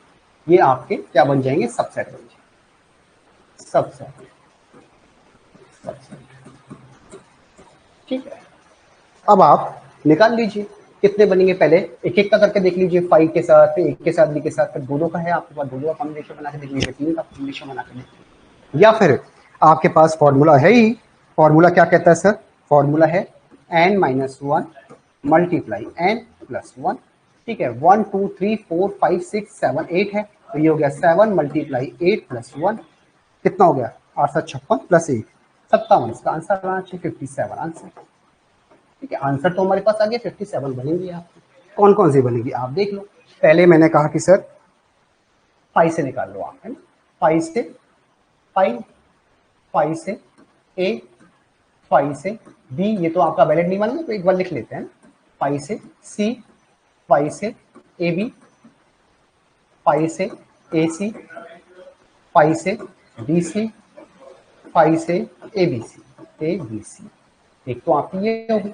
अब आप 1 1 का ले रहे हो, फिर ए से निकालो, ये हो गया आपका, अब ए से निकालो आप, ए से 5 हो जाएगा, ए से ए हो जाएगा, इसमें ट्रिपल नॉन ट्रिपल सब आ जाती है, ए से बी हो गया, ए से ए बी हो गया है, ए से ए सी हो गया है, ए से बी सी हो गया है, और ए से ए बी सी हो गया, ठीक है।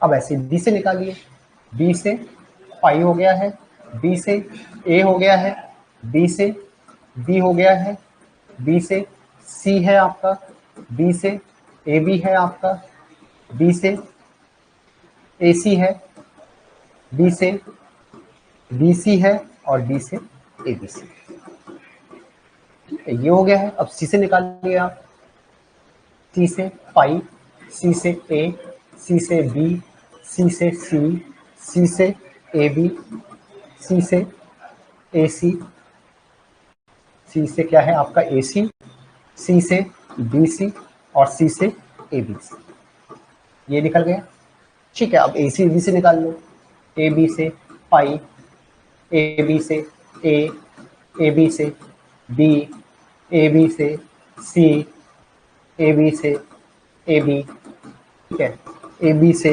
ए सी, ए बी से बी सी, और ए बी से ए बी सी, ये फंक्शन डिपेंडेंसी निकल गई, ठीक है। ये हो गया, ये हो गया, ए बी हो गया। अब आपको निकालना है ए सी, बी सी और ए बी सी, ठीक है।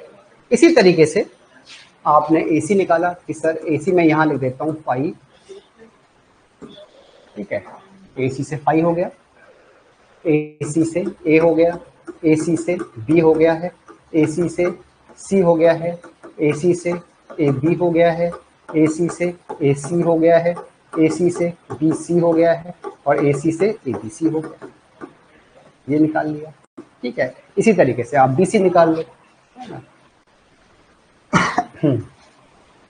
बी सी निकालता हूँ मैं, यहाँ निकालता हूँ बी सी से 5 हो गया, बी सी से ए हो गया है, बी सी से बी हो गया है, बी सी से सी हो गया है, बी सी से ए बी हो गया है, बी सी से ए सी हो गया है, बी सी से बी सी हो गया है, और बी सी से ए बी सी, ठीक है। ये फिर लास्ट में हमारे पास क्या बनता है, ए बी सी, तो ए बी सी से 5 हो गया, ए बी सी से ए हो गया है, ए बी सी से बी हो गया है, ए बी सी से सी हो गया है, ए बी सी से ए बी हो गया है, ए बी सी से बी सी हो गया है, ए बी सी से BC हो गया ना, AC, BC AC भी तो बचा हुआ है, हाँ AC हो गया ना, और ABC से ABC हो गया। ठीक है, अब देखो आप, ये हमारी टोटल एफडीज बन चुकी है ना। हाँ 57 आ गया ना, तो आंसर तो हमने पहले ही निकाल लिया है भाई, आंसर तो हम निकाल चुके हैं, डायरेक्ट फॉर्मूला लगा के हमने आंसर तो बहुत पहले निकाल लिया। हम तो ये बता रहे हैं कौन कौन सी हो सकती है। ठीक है, अब देखिए सर, मैंने ये कहा आपसे ये तो वैलिड है, हाँ ये सारी इनवैलिड है। इम्पेटी जो होता है सेट, वो किसी को ड्राइव नहीं कर सकता है, ये इनवैलिड है, बाकी सारी वैलिड है। 1 2 3 4 5 6 7, ठीक है, 7 7 14 7 21 7 28, 7 35 7 42, ठीक है, और 7 49 50 57, कोई बच गया क्या यार, 5 A B C AB, ठीक है, AB के बाद AC हो गया है, BC हो गया, ABC हो गया, कितना हो गया 1 2 3 4 5 6 7, 7 ये हो गया है, 3 3 6 7, 3 3 6 7 8, इसमें छूट गया कोई, 5 AB ये है ना, AC हो गया, ये वाला AC हो गया है ना, 3 3 8, ये हो गया 8, आपका हो गया 8, ये हो गया 8, ये हो गया 8, ये हो गया 8, ये हो गया है आपका 8, ये हो गया है आपका 8, और ये हो गया 8, 8 16 24 32 40 48 और 8 56, और एक ये वाला, तो 8 56 प्लस 1 70 57 टोटल वैलिड एफडी, या टोटल एफडी लिख देते हैं तो उसका मतलब वैलिड एफडी से, है ना, टोटल वैलिड। इस तरीके से हम इनको फाइंड आउट कर सकते हैं। वैसे तो डायरेक्ट, अगर आपसे केवल पूछ रहा है तो डायरेक्ट फॉर्मूला लगा दीजिए, ठीक है, ये सब करने की जरूरत नहीं है। लेकिन कई बार ऐसे भी है कि आपको दे दिया जाएगा कोई भी चीज उठा के कि सर ये वैलिड है या नहीं है, ये भी हो सकता है, ठीक है, या फिर कोई कॉम्बिनेशन बना के दे दिया जाए ऑप्शन के अंदर में से, तो आप आना चाहिए कौन कौन सी वैलिड एफडीज हम फाइंड आउट कर सकते हैं। ठीक है बच्चों, क्लियर है सबको? हाँ A to C स्किप हो गया, ठीक है, A to C स्किप हो गया, क्लियर है? इसमें मुझे लगता नहीं आपको कोई अब डाउट होना चाहिए।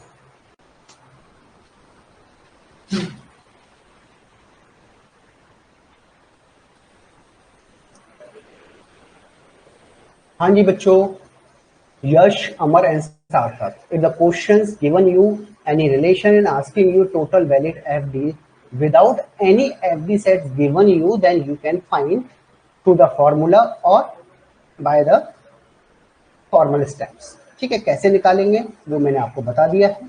इस तरीके से आप कोई भी वैलिड एफडीज निकाल सकते हैं, टोटल एफडीज निकाल सकते हैं। वैलिड एफडी से मतलब टोटल एफडी से ही है, ठीक है।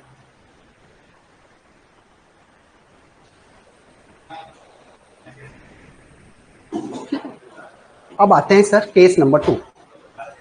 केस नंबर 2 क्या कहता है सर?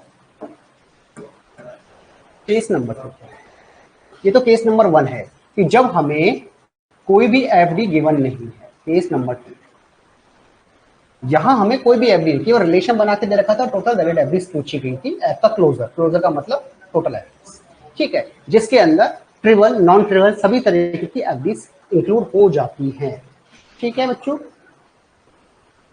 अब हम बात कर रहे हैं कि सर ऐसा भी हो सकता है, दूसरा फॉर्मेट ये है कि आपको रिलेशन दे दिया, कोई एक एफडी गिवन हो आपके पास, एक हो दो हो, लेकिन मान लो कोई एफडी आपको गिवन दे रखी है और आपसे पूछा गया टोटल एफडी।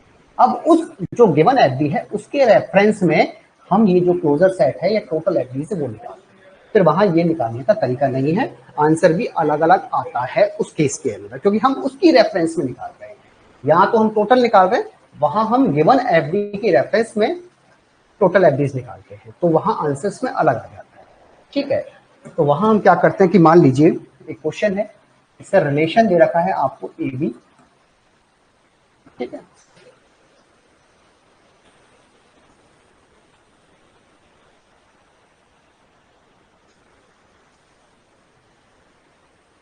रिलेशन है ए बी और आपको दे रखे कोई F D A determine B, ये आपको एफ डी गिवन है। Then find F closure, total valid average कितनी है या टोटल एवरेज कितनी, ठीक है, ये आपसे पूछा गया है। अब क्वेश्चन की देखो चेंज क्या किया गया फॉर्मेट में, पहले क्या था कि वो रिलेशन दे रखा था और ये पूछा, अब रिलेशन के साथ एक एफडी भी दे रखी है, ठीक है, तो आप कैसे निकालेंगे? तो उस केस में आंसर भी अलग आएगा और निकालने का तरीका भी माइनर रूप से चेंज हो जाएगा। ठीक है, तो पहले आप इसके सबसेट निकाल लो। सबसेट क्या होंगे, फाइव ए बी और ए। यहां तक तो चीजें वही हैं, मैंने सर इनका सबसेट निकाला। सबसेट तो आपका यही आ रहा है, हाँ सर यही आ रहा है। ठीक है, अब आप क्या करें कि सर जीरो एट्रीब्यूट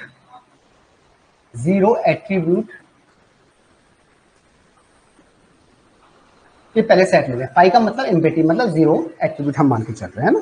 तो फाइव फाइव को डिटरमाइन कर रहा है, एक तो ये सेट बन जाएगा, एफडी बन जाएगी, वैलिड होती है तो, है ना।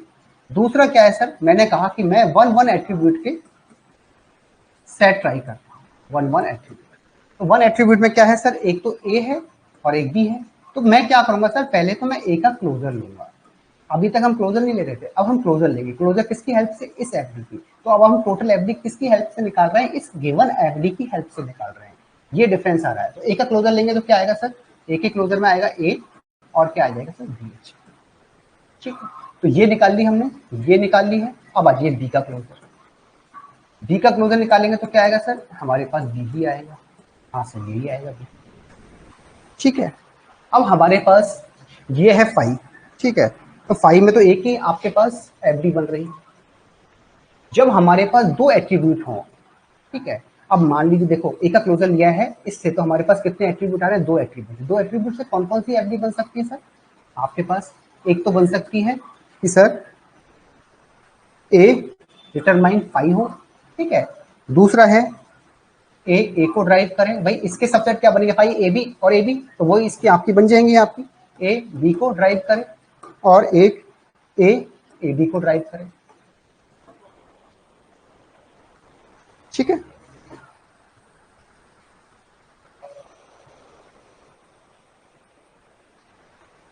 ठीक है, देखो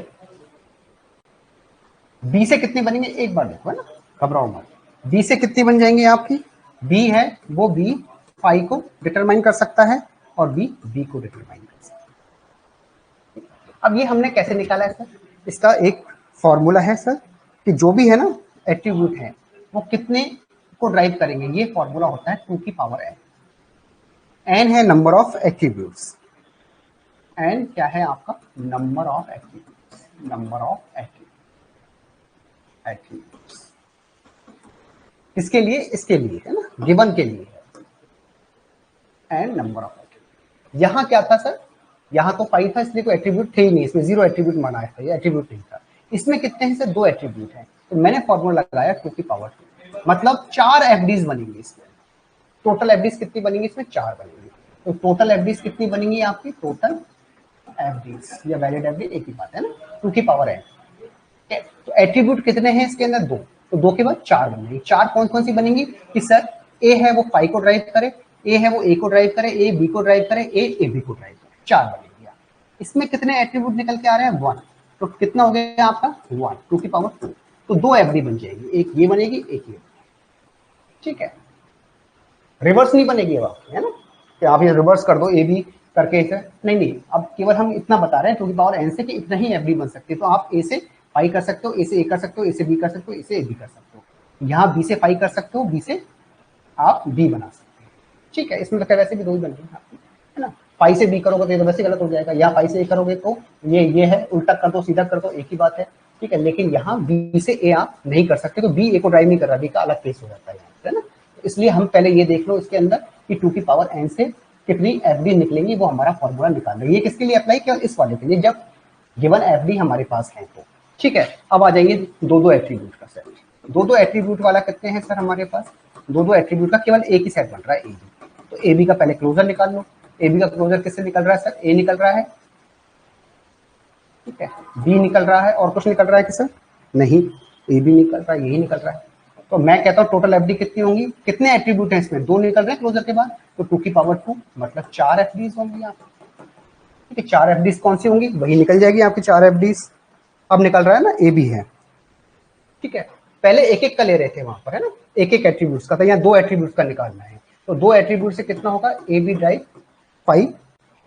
ठीक है, A B drive A B drive B और A B drive A B. ठीक है, ये निकलेगा।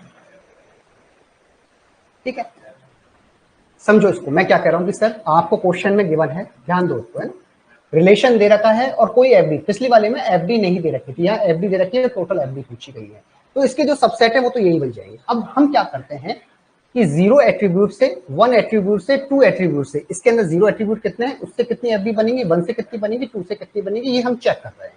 तो 0 एट्रीब्यूट से तो एक ही बनेगी, इसको तो चेक नहीं करना है, ठीक है। अब टोटल एफडीज कितनी बनती हैं हर एट्रीब्यूट से, उसका एक फॉर्मूला है 2 की पावर n। n क्या है यहाँ पर, number of attributes, number of attributes, जिससे हम पता कर सकते हैं कि एट्रीब्यूट अगर हमारे पास गिवन है तो टोटल एफडी कितनी बन सकती है, ठीक है। तो 1 एट्रीब्यूट क्या है सर, ए है और बी है, तो ए का जब हमने क्लोजर लिया तो ए भी हो गया, बी का क्लोजर लिया तो बी हो गया, ठीक है। इसमें कितने एट्रीब्यूट है सर, 2 है, तो 2 की पावर 2 कितना हो गया सर, 4 एफडीज बन सकती है, ठीक है। लेकिन है क्या, ये 1 एट्रीब्यूट का है आपका, तो अब आपको ये नहीं कि ए बी से ड्राइव करोगे, भाई एट्रीब्यूट ही 1 है, 1 कितने को ड्राइव करेगा, केवल इसकी बात हो रही है यहाँ, और कितना है ए कितने को ड्राइव करेगा, ए बी से ए बी निकल रहा है, 2 एट्रीब्यूट निकल रहे हैं, ये फाइंड आउट करने के लिए एफडी हमारे पास कितनी बन रही है।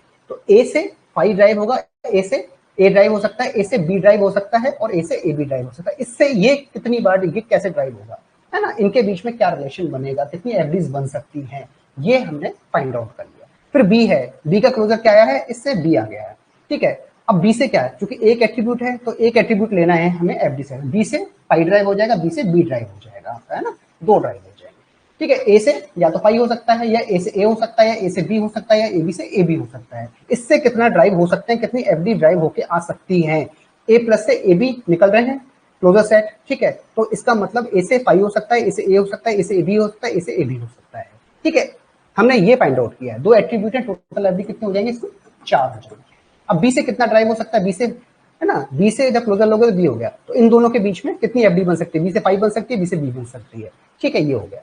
फिर 2 एट्रीब्यूट का कॉम्बिनेशन है, 2 एट्रीब्यूट का केवल ए बी है, ए बी का क्लोजर लोगे तो ए बी ही आएगा, है ना। अब ए बी से इन दोनों के बीच में कितनी एफडीज बन सकती है, ए बी से 5 हो गया, ए बी से ए हो गया, ए बी से बी हो गया, ए बी से ए बी हो गया, या फिर हम 2 की पावर n लगा दो, फॉर्मूला 2 एट्रीब्यूट है ना आपके, 2 मतलब 4 एफडीज टोटल बन के आएगी, कौन सी, 1 2 3 4, ठीक है। अब टोटल एफडीज कितनी होगी सर, देखिए टोटल अगर मैं एफडीज पूछूं आपसे कि सर टोटल एफडीज, मैं यही लिख लेता हूं कि सर टोटल एफडी कितनी होगी, 0 एट्रीब्यूट से कितनी निकल के आ रही थी, 1, ठीक है।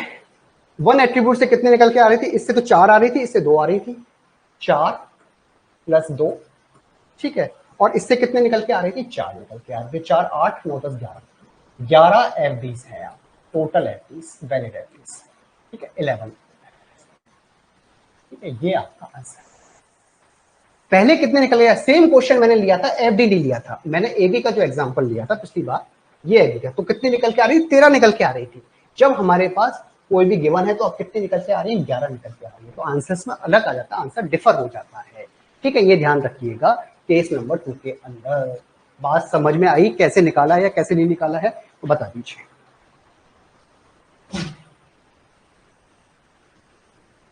अमर एंड सार्थक,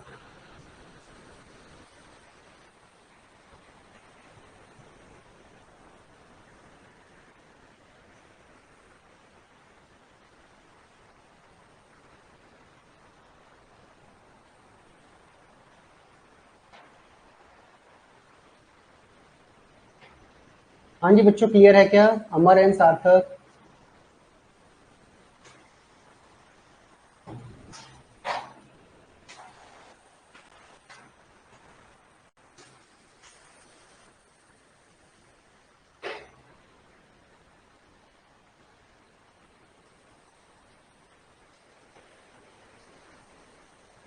अरे अरे रेस्पॉन्स तो दो कुछ, अमर एंड सार्थक, तो रेस्पॉन्स तो दिया करो ना, पूछें, ठीक है। अब एक क्वेश्चन मैं आपको दे रहा हूं, ये क्वेश्चन आप सॉल्व करें।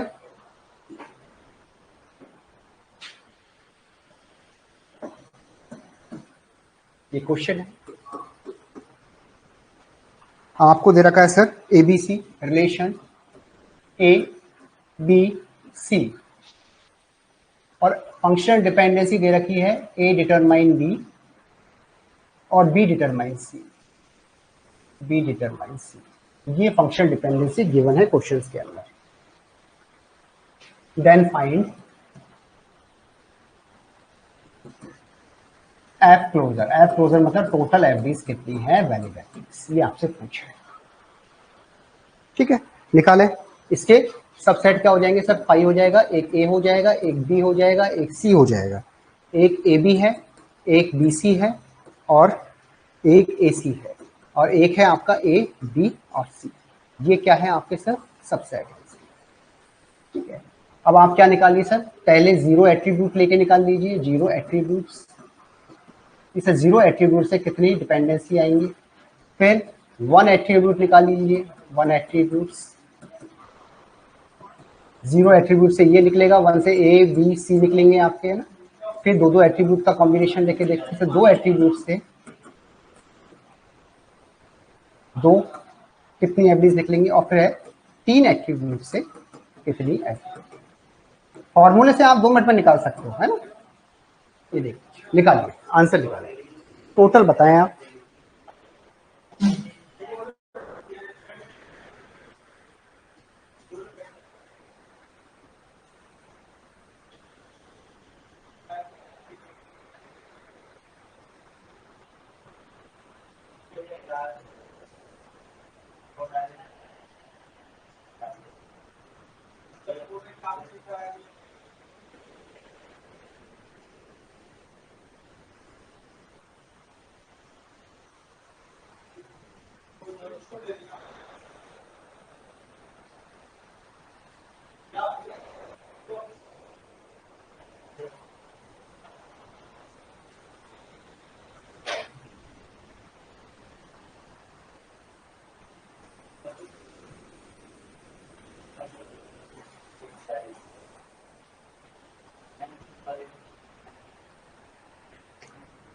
भाई आप तो फॉर्मूला लगा दीजिए ना। जीरो एट्रीब्यूट से कितनी बनेंगे? वन।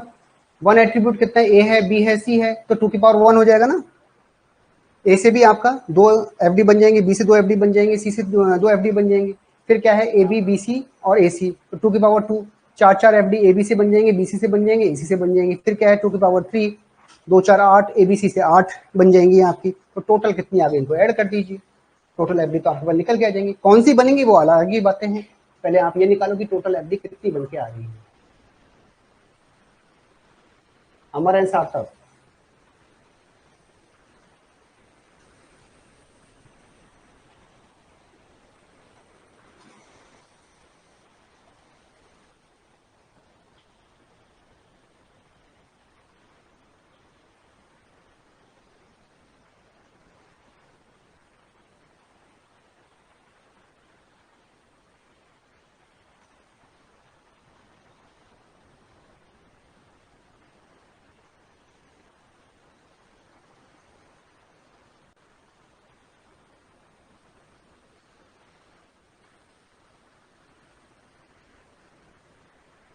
अरे क्या हुआ बच्चों? ऐसा कौन सा ये पहाड़ है?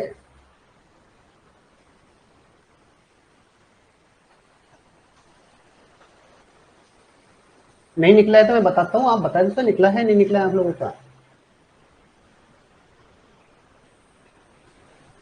44 नहीं है, 43 निकलेगा मत। देखो कहीं मिस्टेक किया आपने, 43 आंसर है इसका। देखो, अब देखिए, देखो आप जीरो एट्रीब्यूट से कितने, अब कौन कौन से एट्रीब्यूट होंगे देखिए ना। जीरो एट्रीब्यूट से कितने निकल सकते हैं सर? इससे तो एक ही निकलेगा, 5/5 ना, यही वैलिड होगा आपका। एक एक एट्रीब्यूट से कितने निकल सकते हैं? एक एक एट्रीब्यूट से आपका कितना? एबीसी है, 3 है आपके। तो आपने, मैंने कहा 2 की पावर n, तो अगर मैं 20 ए से निकालता हूं तो 2 की पावर 1, 2 एट्रीब्यूट तो निकल जाएंगे ए से, 2 एट्रीब्यूट निकल जाएंगे एफडी निकल जाएंगे बी से, और 2 एट्रीब्यूट एफडी निकल जाएंगे 2 एफडी ए से, ये निकल जाएंगे बी से, और ये निकल जाएंगे सी से। ठीक है, क्योंकि 3 ही है एक एक वाले। हाँ, अमर 43 है ना। दो दो एट्रीब्यूट कितने हैं सर? एक ये वाला है, एक ये वाला, एक ये वाला है, तो 2 की पावर 2, तो टोटल एफडी कितनी हो जाएंगी सर? 4। एक ए बी से हो जाएगी, एक बी सी से हो जाएगी, और एक ए सी से हो जाएगी, है ना। तो कितना हो गया आपके पास? ये टोटल एफडी है, total FD, FD, FD. 3 attribute का एक है तो 2 की पावर 3, तो 2 के 8 एफडी हो जाए। इनको सबको ऐड कर लो, 4 था 12, 12 12 6 18, 18 और 8 कितने हो गए आपके 26। आई क्या हो गया सर, दो दो 4 ही तो है, कितने आ गए 43 है ना आपका। 8 दो तो एट्रीब्यूट से कितना निकला है आपका, ये क्या निकला है आपका, कहाँ मिस्टेक हो गई।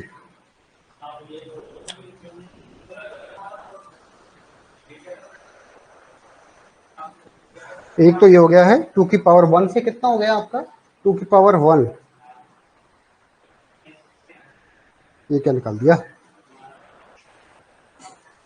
एक मिनट बच्चे है ना।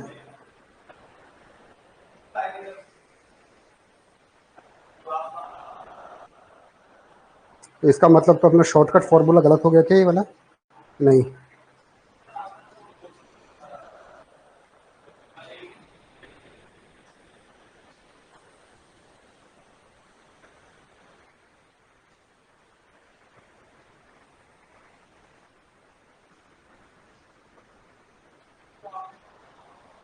हाँ सही है सही है सही है, एक एक एट्रीब्यूट लेंगे, सबका नहीं आएगा, बिल्कुल बिल्कुल बिल्कुल बिल्कुल, क्लोजर का निकालना ही ऐसे ऐसा, मेरा दिमाग क्या है एक बार मिस्टेक हो जाता है ना, बिल्कुल सही कह रहे हो आप, क्लोजर का एन लेना ना अपने को, क्लोजर का एन लेना है, ठीक है। तो ऐसा करते हैं पूरा निकाल के बता दें भाई, इसका क्लोजर लोगे ना आप ए का, तो आपके पास एबीसी आएगा उसके, तो ये आ जाएगा 2 की पावर 3, तो ये हो गया 8, ठीक है। फिर आप बी का क्लोजर लोगे तो आपके पास आ जाएगा, मैं एक बार शॉर्ट में लिख रहा हूँ ना, बी का क्लोजर लोगे 4 आ जाएगा, फिर ये आ जाएगा 2, सी का क्लोजर लेने पर। ऐसे जब 2 का क्लोजर लोगे आप तो दो दो क्लोजर में ये हो जाएगा 8, ये हो जाएगा 4, ये हो जाएगा 8 और ये हो जाएगा आपका 8 और ये आपका 1 था, तो टोटल आपके पास 43 एपिस, टोटल एपिस कौन कौन सी होंगी अब हम पूरा सॉल्व करते हैं, ठीक है। मिस हो गया मेरे हिसाब से ना, करेक्ट है 43 आंसर है क्लोजर का होता है। अब आ जाइए आप पूरा इसको सॉल्व करते हैं। क्वेश्चन था आपका 5, ये थे आपके subset 5 A B C A B B C A C, B C A C और A B C, A B C, A B C, ये आपके सबसेट, ठीक है। ये क्या है सर, ये आपके सबसेट, सबसेट मैंने सबसे पहले लिया सर जीरो एट्रीब्यूट का, कि सर जीरो एट्रीब्यूट से कितने एफडीज बन सकते हैं, तो लेके तो सर जीरो एट्रीब्यूट से 5 ड्राइव 5 यही बन सकता है, तो कितने बन जाएंगे आपका 8 एफडी बन जाएंगे, इसमें कुछ करना ही नहीं। फिर आइए 1 1 एट्रीब्यूट के कॉम्बिनेशन देते हैं, 1 1 एट्रीब्यूट के कॉम्बिनेशन, 1 1 एट्रीब्यूट का क्या कॉम्बिनेशन है, ओ तो मैंने कहा सर ए का मैंने क्लोजर लिया, ए का क्लोजर कहाँ, जो एवरी सेट गिवन है ए से बी, बी से सी, ए बी सी। अब इससे टोटल एफडी कितनी बन सकती है, मैंने फॉर्मूला बताया था 2 की पावर एन, एन क्या है जितना ड्राइव होकर आ रहा है ना उसका, तो एन बराबर 2 की पावर 3, ये हो जाएगा 8। कौन कौन सी बन सकती है सर, देखो इन दोनों के बीच में बनानी है अपने को, इनके आपस में नहीं बनानी है, इसलिए बच्चा मिस्टेक करता है। ए का हो गया आपका 5, ठीक है, ए से ए बन जाएगा, ए से बी बन जाएगा, ए से सी बन जाएगा, ठीक है, ए से ए बी बन जाएगा, ए से ए सी बन जाएगा और ए से बी सी बन जाएगा और ए से ए बी सी बन जाएगा। कितना हो गया सर 1 2 3 4 5 6 7 8, 8 बन गया, ठीक है। क्लियर है सबको। अब आ जाइए एक एट्रीब्यूट का कौन सा है सर, बी भी है एक एक एट्रीब्यूट, तो बी का क्लोजर लिया आपने, क्लोजर कहां से लेना, जो गिवन है एफडी से, तो हमारे पास आया बी से बी और सी, बी और सी यही आया, तो टोटल हमारे पास कितनी एफडी बन जाएंगी बीसी से 2 की पावर 2, 2 की पावर एन बराबर 2 की पावर 2, तो 4 एफडी बन जाएंगी सर, यस 4 एफडी बन, कौन कौन सी बन जाएंगी सर, बी का 5 कर दो, डी का बी से ड्राइव, बी का सी ड्राइव और बी का बीसी से ड्राइव, ठीक है।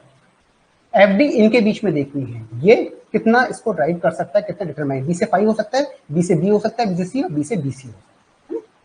फिर है आपका सी का क्लोजर, सी का क्लोजर लिया, सी का क्लोजर क्या आया था, सी ही आया आपका, तो 2 की पावर 1, मतलब 2 एफडीज बन सकती है। कौन कौन सी बनेंगी, सी से 5 हो जाएगा, सी से सी हो जाएगा, ये 2 एफडीज बन जाएंगे। 1 1 का एट्रीब्यूट हमने निकाल दिए हैं कि सर 1 1 के एट्रीब्यूट से कितना निकल रहा है। अब हम निकालते हैं सर 2 2 के एट्रीब्यूट से, 1 1 का निकाल लिया है, अब हम निकाल रहे हैं 2 2 के एट्रीब्यूट से। हमने निकाल लिया 2 के एट्रीब्यूट्स, हमने निकाला है 2 एट्रीब्यूट के सेट से, 2 एट्रीब्यूट सेट से, ठीक है। 2 एट्रीब्यूट कितने दे रखे हैं सर? यहाँ पर ये निकाल लिए, ये निकाल लिए, ये निकाल लिए, ये निकाल लिया। 2 एट्रीब्यूट है ए बी बी सी और ई सी। अब इनका निकाल लो, ए बी का क्लोजर लो। ए बी का क्लोजर कहाँ से? जो हमारे पास दे रखा है उसमें हमारे पास ए बी सी आएगा, क्लोजर आएगा ना। तो कितना हो गया? 2 की पावर n, मतलब 2 की पावर 3। तो 8 एफडीज आपके पास आएंगे। कौन कौन सी आएंगी सर? आप निकाल लीजिए। ए बी का से 5 आ जाएगा, ए बी से ए आ जाएगा, ए बी से 5 आ गया, ए बी से ए आ गया है, ए बी से बी आ गया है, ए बी से सी आ गया, ठीक है। फिर ए बी से ए बी आ जाएगा, दो के कॉम्बिनेशन है। ए बी से बी सी आ जाएगा, ए बी से ए सी आ जाएगा, और ए बी से ए बी सी आ जाएगा, ठीक है। 1 2 3 4 5 6 7 8 कॉम्बिनेशन। दूसरा कॉम्बिनेशन क्या बनेगा? ए बी हो गया बी सी, हमने निकाला sir B C. B C का आप क्लोजर ले लो। बी सी का क्लोजर कितना आ गया सर? बी सी का क्लोजर है बी सी। कितने एट्रीब्यूट हैं? 2, तो 2 की पावर 2, मतलब 4 एफडीज होंगे, ठीक है। कौन कौन सी एफडीज होंगे सर? एक तो B C determine 5, B C determine B, B C determine C, यही हो सकता है। और एक बी सी से बी सी हो जाएगा, है ना। बी सी से बी सी भी तो होगा, बी सी से बी सी, ये लो 1 2 3 4 हो गया आपका। फिर है आपका ए सी, ए सी का क्लोजर। हमने कहा सर ए सी है आपका, ए सी का क्लोजर क्या आया सर? ए सी का क्लोजर आपका आया ए बी सी, ठीक है। ए सी का क्लोजर है आपका ए बी सी, ए बी सी। तो क्या हो गया? 2 की पावर 3, 8 एफडीज बनेंगे। 8 एफडीज कौन सी बनेंगे सर? वही है आपका, ए सी से 5 बन जाएगा, ए सी से ए बन जाएगा, ए सी से बी बन जाएगा, ए सी से सी बन जाएगा, ए सी से ए बी बन जाएगा, ठीक है। ए सी से बी सी बन जाएगा, ए सी से A B, B C A C, और ए सी से ए बी सी। कितना हो गया? 8 हो गया। 1 2 3 4 5 6 7 8, ये है। दो का कॉम्बिनेशन पूरा हो गया। लास्ट में बचा है 3 एट्रीब्यूट्स का। 3 एट्रीब्यूट के कितने एफडीज बनेंगे? 3 एट्रीब्यूट्स के कितनी एफडीज बनेंगी आपकी, वो निकाल लीजिए। 3 एट्रीब्यूट्स में कितना है सर? केवल एक है आपका एबीसी। एबीसी का क्लोजर ले लीजिए, एबीसी का क्लोजर लीजिए। तो कितना हो गया सर आपके पास? ए बी सी, ठीक है, यही निकलेगा। आप निकाल के देख लीजिए कितना हो गया। 2 की पावर 3, मतलब 8 एफडीज। आप निकालिए, ए बी सी से 5, ए बी सी से ए बी सी से बी, ठीक है, ए बी सी से सी, ए बी सी से A B, A B C से B C, A B C से ए बी बी सी और ए सी, ए बी सी से ए बी सी। 1 2 3 4 5 6 7 7। इन टोटल एफडीज को ऐड कर लो आप। तो टोटल जब एफडीज को ऐड करोगे तो ये आ गया आपका 0 एट्रीब्यूट से 1 आई थी, 1 1 एट्रीब्यूट से आई थी 8 4 2 8 4 2 2 2 एट्रीब्यूट से कितनी आई थी? 8 4 8 8 4 8 और 3 एट्रीब्यूट से आई थी 8। तो ये 43 टोटल एफडीज हैं। टोटल एफडीज का मतलब टोटल वैल्यू है। इस तरीके से हम फाइंड आउट करते हैं। मेरे हिसाब से अब आपको इसमें कोई दिक्कत आनी नहीं चाहिए। थोड़ा सा ध्यान से करना, एक बार मिस्टेक ना हो जाए। कई बार जल्दी जल्दी मिस्टेक हो जाती है, ठीक है। ये आपका टोटल एफडीज है। अब आपने दोनों तरीके से देख लिया कि अगर हमें कोई भी रिलेशन दे रखा हो और रिलेशन में हमें एफडी गिवन नहीं हो तो हम कैसे निकालते हैं सर। तो आपने सारे सेट लेके दिखा दिए कि भाई इतने इतने सेट बन सकते हैं। फॉर्मूला मैंने दिखा दिया n-1 इंटू n+1। अगर आपसे केवल टोटल पूछा गया राइट फॉर्मूले का यूज लो और निकालो। और मान लो क्वेश्चन ऐसा दे रखा है कि कोई एफडीज गिवन हो, उनमें से पूछा है वैलिड नहीं है, तो फिर आप चेक करना पड़ेगा, है ना। तो ये मैंने बताया कौन कौन सी एफडीज बन रही है।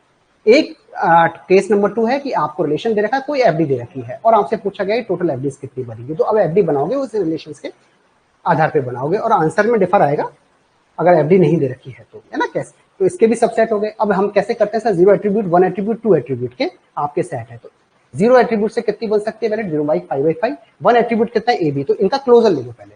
क्लोजर कैसे लोगे, इस FD की हेल्प से। तो इस FD की हेल्प से टोटल FD निकाल रहे हैं हम, यहाँ डिफरेंस आ गया ना। तो अब क्लोजर में कितने एट्रीब्यूट आ रहे हैं, ये एट्रीब्यूट रहेंगे 2 की पावर n, तो टोटल FDs निकल जाएंगे। 2 की पावर n कितना, 2 है, तो टोटल FDs 1 है। तो ये टोटल है। कौन कौन सी FDs, अब FDs इन दोनों के बीच में निकलेंगे ना।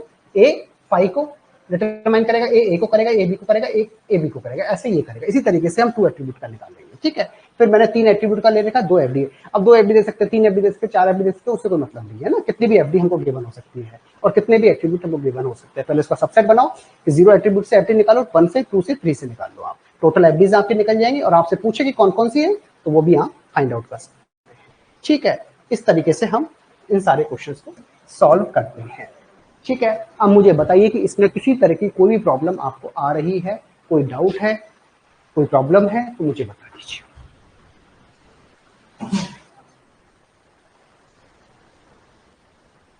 हाँ जी अमर।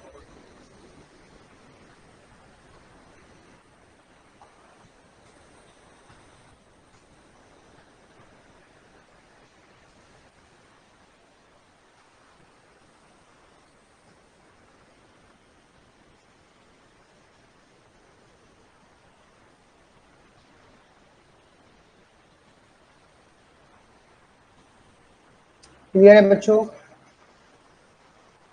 अमर, बाकी स्टूडेंट तो चले गए। चलिए, अरे भाई इज इज क्लियर और नॉट, रेस्पॉन्स तो दिया करो यार आप तो।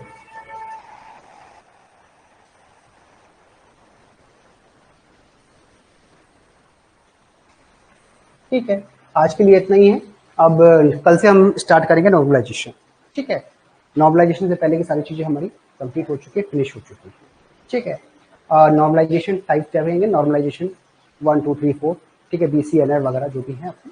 तो चूँकि कल छुट्टी हो गई थी इसलिए मेरा टारगेट था कि गुरुवार तक हो जाए, तो शुक्रवार तक करा देंगे, है ना। आज वेडनेसडे हुआ, थर्सडे फ्राइडे तक आपका ये यूनिट फिनिश हो जाएगा, ठीक है बच्चों। आज के लिए इतना ही है, प्रैक्टिस करना, कोई प्रॉब्लम हो तो मुझे बताइए।